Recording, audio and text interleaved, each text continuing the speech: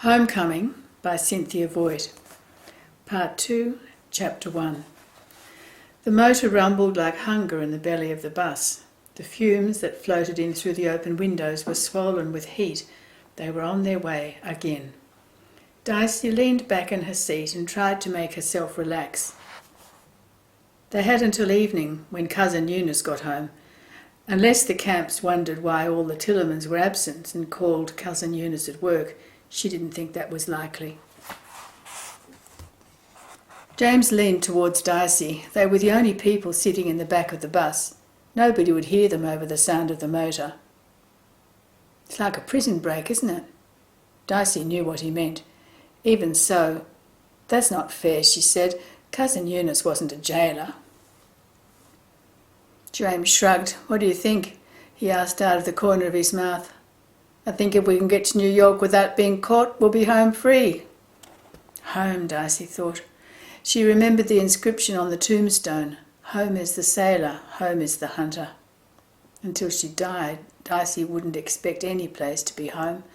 Home was with Mama, and Mama was in the hospital where the doctor said she'd always stay. There could be no home for the Tillermans. Home free, Dicey would settle for a place to stay free. Cousin Eunice's house wasn't free, it was expensive. The price was always remembering to be grateful. And there was danger to Sammy and Maybeth of being sent to foster homes or special schools.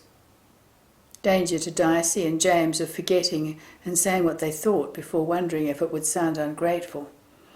At Cousin Eunice's house they were kept busy so they wouldn't be a bother, couldn't get in trouble. Dicey had lowered her sights. She no longer hoped for a home. Now she wanted only a place where the Tillermans could be themselves and do what was good for them. Home was out of the question. Stay might be possible, if this grandmother could be persuaded. Dicey stopped thinking. She wanted to keep it simple, get to Chrisfield and see. That was her plan. That was all of it. Anyway, they know where we're going, Dicey told James. How could they know that? I said so in the note I left. Dicey, why'd you do that? I didn't think it would be fair to leave her to worry. She'll worry anyway, she likes worrying. I can't help that, James. I can't help what she's like. I can only help what I am like. You've ruined it, James went on. We can't be running away if they know where we're going. We're not running away. We never were running away, Dicey said. We're just going to see. James shook his head. I'm running away. Before, we were always the ones who were run away from. This time I want us to do it. What's your plan? Dicey didn't answer. The road flowed under the wheels, and they were back on Route 1. Maybe it was her doom always to get back on Route 1. She squeezed Maybeth's fingers. Maybeth, what's the matter? You scared? Maybeth looked at Dicey and nodded. So am I a little, Dicey said. We'll just wait and see, that's all we can do. I don't want to go back. Maybeth spoke it in a small voice. I thought you liked it, Dicey said. The church and the pretty dress you wore there and all the attention. I did, Maybeth said. Dicey decided to tell the truth now. We might have to go back, do you know that? Maybeth nodded. Well, Dicey thought, she had underestimated Maybeth. She'd been fooled, like the nuns were fooled and Maybeth's teachers. She'd been fooled into thinking Maybeth wasn't who she knew Maybeth was. Look, Maybeth, Dicey said, if we have to go back, I'll go with you to church and we'll both talk to the nuns, to Sister Berenice. I won't leave you alone so much. Maybeth smiled, a tenuous little smile, and turned back to the window.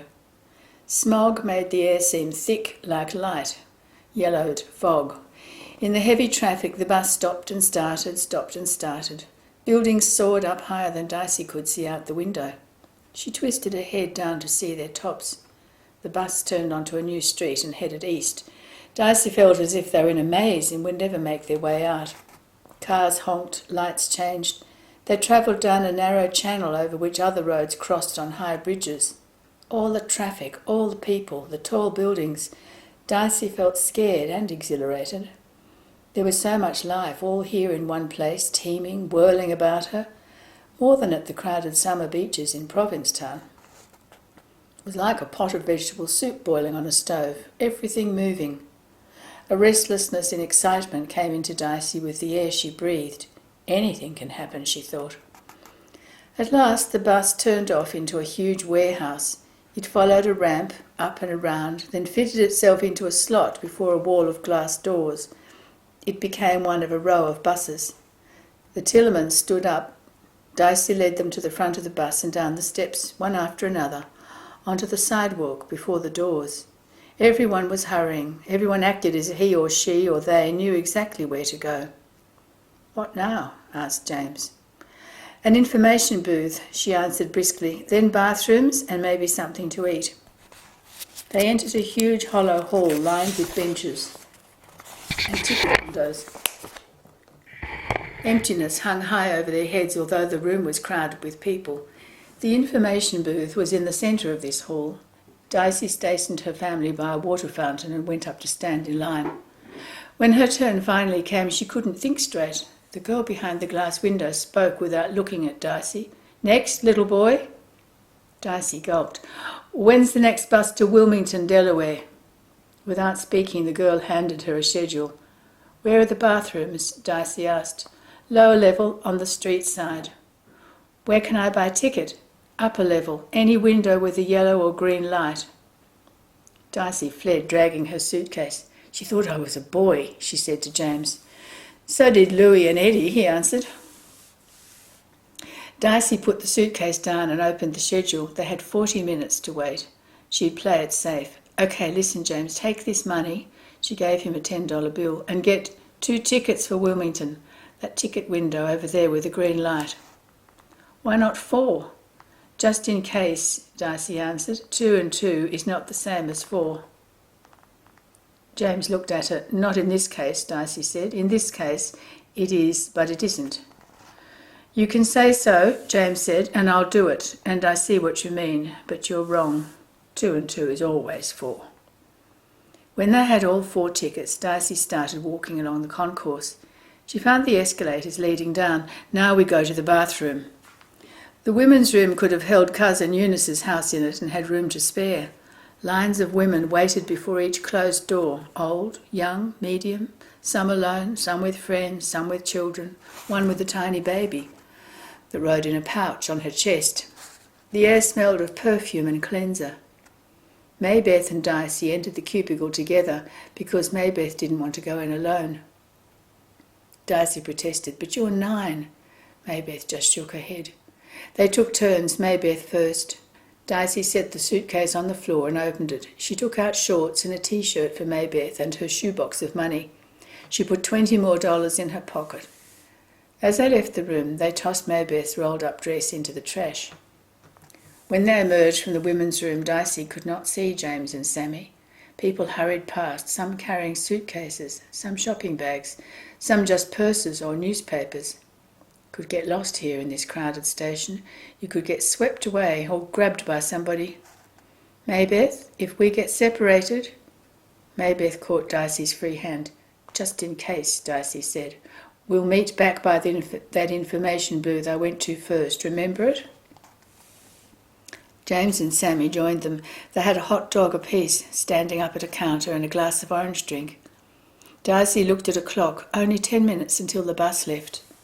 The air hummed with voices, distant motors, and the muffled droning of the loudspeaker announcing what buses were leaving for what cities. If they could get on the bus all right and out of the city, then they were on their way, and they might make it. James and Sammy went on to the bus first. Dicey dawdled by the gate with Maybeth beside her. Maybeth went first up into the bus. Dicey followed, pulling their 2 tickets out of her pocket and handing them to the driver. He looked at her with a grimace. "What is this, kids' day out?" Dicey tried to look as if she didn't know what he was talking about. "Never mind, but I'll tell you what I told them. We've got a long drive and I don't stand any horsing around." "We won't," she said. I know, you're angels from heaven. Go on back." After a few minutes, the driver closed the door and turned on the engine. He backed out of the parking slot. With every turn of the wheel, Dicey felt her stomach loosen and her muscles relax. By the time the bus entered the tunnel, a smile was beginning to turn up the corners of her mouth. She felt her back relaxing into the back of the seat. Beside her, Maybeth hummed softly. The bus zoomed out of the tunnel and into the light. Darcy stretched, smiled, yawned, and fell asleep. When Darcy opened her eyes, she saw the sleek, straight lines of the rectangular interior of the bus. Out the windows on both sides lay farmlands. Fields of corn ripened under a bright sun. The corn swayed in the wind like dancers with scarves. Darcy wasn't tired anymore. She was relaxed inside and out. She felt lazy, unworried. The bus rolled along. It was as if during that nap Darcy had travelled days away from Cousin Eunice's house in Bridgeport. That time now felt like a distant memory, something so far behind them that they didn't have to concern themselves with it, not anymore. She looked past Maybeth's head out the window. Fields, farmhouses, trees, sky with clouds. Her eyes roamed lazily over them all. Her thoughts roamed lazily too, over memories and ideas. She rode outside of time and place. She thought about Mama, and it seemed to her that she almost understood why all of this had happened to them, to the Tillermans, all this sadness and running away. She thought about the long walk from Pewaukee to New Haven, and the grandfather who had tipped them $2, and Stuart with his blue-grey eyes. Then her mind switched to the journey ahead of them, as if the future were a road stretching ahead, twisting and turning. What did it matter where they were going, as long as they were going? Sammy was asleep on James's shoulder. Darcy leaned over to ask softly where they were. James told her the last stop had been Trenton. Darcy took a map out of her suitcase. She unfolded it halfway to show Wilmington and the Chesapeake Bay. Beneath her, the wheels rumbled on the road. Sammy woke up. He punched James. James hit him back. Darcy quelled them with a glance and instructed them to play odds and evens while she thought. "But I'm hungry," Sammy argued. "I can't do anything about that," Darcy answered. "Why not?" "Because I'm not a hot dog tree," Darcy said. "Why not?" "Because if I were, then you'd be one too, because you're my brother, and you'd be a pickle tree," Darcy said, turning back to her map. "Pickle tree," Sammy repeated, trying to repress his giggles, not wanting to laugh at Darcy's joke. Darcy studied the map. Just below Wilmington, the Chesapeake Bay drove up like a wedge between two sections of land. The eastern shore of Maryland, where Crisfield was on the land between the bay and the ocean. It looked about 200 miles from Wilmington to Crisfield, so it might be a lot further. Maybe as much as 30 days of walking. Too far. But there were some cities that must have buses running to them. Salisbury, Cambridge, Easton. They'd already spent too much on bus tickets. Money was always the problem.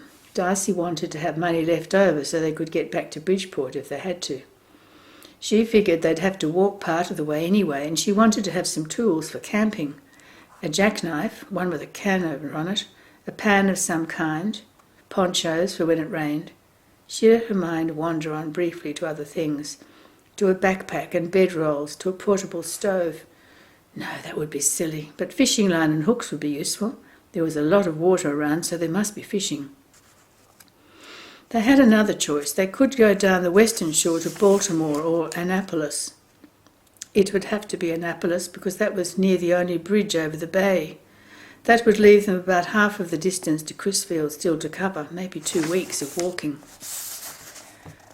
They'd have to get over the bridge if they did that. The map said toll bridge, so they probably couldn't walk over it. They might hitchhike, but Darcy didn't like that idea. She didn't like being in somebody's car and not able to run away. Besides, who would pick up 4 kids? They might have to take another bus. Definitely then the eastern shore was better. At Wilmington they would get on a bus going south. How far they went would depend on how much it cost. That was easy enough. She folded up the map and returned it to her suitcase. The bus made its way through Philadelphia and then south through more farmland, more small cities. After another hour, after a bridge like a section of roller coaster, they came into Wilmington. The Wilmington bus depot was a 1-story building, a single room with wooden benches, a lunch counter, lockers where you could store your suitcases, 6 windows where tickets could be purchased, and at its centre an information booth with a clock on top of it. 3:45. Dicey told James to stay with Maybeth and Sammy by the door. Only one bus stood waiting now that the one they had ridden on had gone on to Baltimore. That bus, she saw by the sign above its front window, was going to Annapolis. Inside, Dicey picked out a schedule from the assortment at the information booth. The first thing she did was to see if Crisfield was there. At the bottom of the list of towns, it was. After Salisbury, Eden and Princess Anne came Crisfield. Her eye went back up to the top of the list, found Wilmington and traced the buses leaving for the eastern shore. There were several, but most went no further than Cambridge. Only one went down to Crisfield, a morning bus. Then Dicey saw that the last afternoon bus heading south to Cambridge left Wilmington at 2:30, the only bus that didn't leave until after 9 at night. 9. By 9, Cousin Eunice would have been home for almost 3 hours. By 9, she could call Father Joseph. By 9, they might be able to trace the Tillermans, maybe find them and stop them. She didn't know Dicey had money, did she? She might think the Tillermans were walking, but Dicey couldn't count on that. She couldn't count on anything. She rushed up to the information booth and asked when the bus for Annapolis was leaving. The man put his hand over the microphone and told her, 5 minutes. 5 minutes? How could she think it through in 5 minutes? Dicey hurried over to a ticket window and bought 4 tickets to Annapolis. They couldn't just sit round the bus station for 5 hours waiting to be recognised. Cousin Eunice would have to do something to find them. She would think it was her responsibility. Dicey joined her family. We missed the last bus until 9. Tonight? We'd better stay here, James said. No, Dicey said, we can't. We'll go to Annapolis. It's the only bus. But Dicey, do as I say, James. She wasn't thinking. She knew that. She wasn't thinking clearly. She hurried her family onto the bus just as the driver was closing the door. They sat at the back and Dicey chewed on her lip. Nobody will expect us to go to Annapolis, James said. It was good luck that we missed the bus. I don't know about that, Dicey said. The bus left Wilmington and headed south. This bus was air-conditioned and you couldn't open the windows. The windows were smeared with grime so you couldn't see out. The hour and a half to Baltimore seemed endless. At Baltimore, a lot of dressed-up people got on, commuters, Dicey guessed, going home from work, and the bus grew crowded. The circuitous route from Baltimore to Annapolis, where they kept getting on and off the same road to stop at little huts by the road and let off passengers, took another hour and a half. Dicey tried to control her impatience by reminding herself that if they'd been walking it would have taken days and days. This was slow, but it was faster than walking. They'd be walking soon enough. At last, the bus turned into a parking lot before a low brick building. The bus driver turned round and called, Annapolis, end of the line. The Tillermans hopped up and joined the few people waiting to get off the bus. Dicey just followed in the direction the majority took, turning left down a sidewalk away from the bus station. Behind her, the sun lowered, so they were walking on their own shadows, heading east. Where are we going? We'll find a place to sit down and think, Dicey said. I'm looking for a park. They passed a drugstore and a finance company and 3 banks. They saw bookshops and card stores, clothing stores, and a wine and cheese store. The road they walked along came up to a traffic circle. Cars and trucks whirled around it, circling a church that stood at its centre. Dicey led them around the circle. Streets led off, but none promised to go to a park, although one said it went to the hospital. At the top of one street, Dicey looked down and saw blue water with sails on it. She stood staring. It looked like the painted backdrop to a movie, not like anything real. The long main street went downhill and then fetched up at the water. On the blue water, boats sailed or motored as if they were in an entirely different world, and it wasn't clear in the bright August light where water ended and sky began. They headed down the hill to the water, passing stores and shops and more banks. The street was crowded, parked cars lined both sides, while moving vehicles crawled bumper to bumper uphill and the sidewalks were crowded with people. At the foot of the street was another circle around which cars travelled slowly, with a steady chorus of horns and many near collisions. Across this circle, a quiet finger of water, hemmed in by concrete, marked the corner of a narrow area where people thronged, eating, talking, sitting and watching one another. Dicey moved through the milling crowd and along beside the water. They passed boats crowded as closely together as the cars in a parking lot, motorboats, sailboats and old worn fishing boats. At the waterfront, beyond a huge parking lot jammed with cars, they found a public park. It had no grass, just trees in wooden boxes. The ground was covered by wooden flooring. Benches, however, there were in plenty. The benches right at the water were all full, but one underneath a sparsely leaved young tree was empty, so the Tellerman sat on that. "It's hot," James said. His face was red, sweat plastered his hair to his neck. The air hung moist and heavy over the park. A light ripple of breeze came off the water, but that did little to relieve them. Everybody seemed slowed down by the heat. Nobody walked briskly. Everybody sauntered. A lot of people were licking ice cream cones, and Dicey's mouth watered. "What time is it?" James asked. Without waiting for an answer, he hopped up and asked the same question of a man moving by, who held his suit jacket over his shoulder. "It's 7:30, James reported. "Time for supper." "How about ice cream for supper?" Dicey asked. She didn't know just how much money she had in her pocket, not enough for a real dinner. "We passed a hamburger joint," James counted. "Ice cream," Sammy said. "Hamburgers," James said. Sammy stuck his jaw out. "Ice cream's cheaper," Dicey said. "Double dip?" "Can I have seconds?" James asked. "We'll see how hungry you are," Dicey said. James agreed. "But first I've got to figure out a couple of things, okay?" "Like what?" James asked. "Like where to sleep and how to find an Army-Navy surplus store and how to get across the bay." "Get across the bay? Why?" Dicey pulled out the map again and showed him where they were. Then she pointed out Chrisfield. "Oh, Dicey, what are we doing on this side? I told you we missed the last bus." "Yeah, but..." James caught a glimpse of Dicey's face and stopped speaking. I know, but if we can just get across, we'll be much nearer." "How can we do that?" "Okay, we're here. We need a place to sleep tonight, right?" "I guess. The Army and Navy store will be closed wherever it is, if there is one." "I'm sorry, James," Dicey said. "I panicked when I found out we'd missed the last bus." "It's okay, Dicey. I just thought you had it all planned." "I did, for me to go." "Are you angry with us?" Sammy asked us. It sounded like the beginning of a quarrel. "No, well, yes, a little, but that doesn't matter. I'd rather be all together, really I would. I'm just confused still because I didn't have any plan for all of us. Can you understand that?" Sammy didn't answer. "I was going to come back," Dicey said to him. He looked at her with a question in his hazel eyes. "Really?" Really and truly, don't you trust me, Sammy?" "You said you didn't trust anyone." "I didn't mean any of us. I didn't mean you. Would you leave me behind, or James, or Maybeth?" "No." "Well, I wouldn't leave you either. I feel the same way." "But you were going to leave us behind," Sammy said stubbornly. Dicey sighed. They rose to find the ice cream store.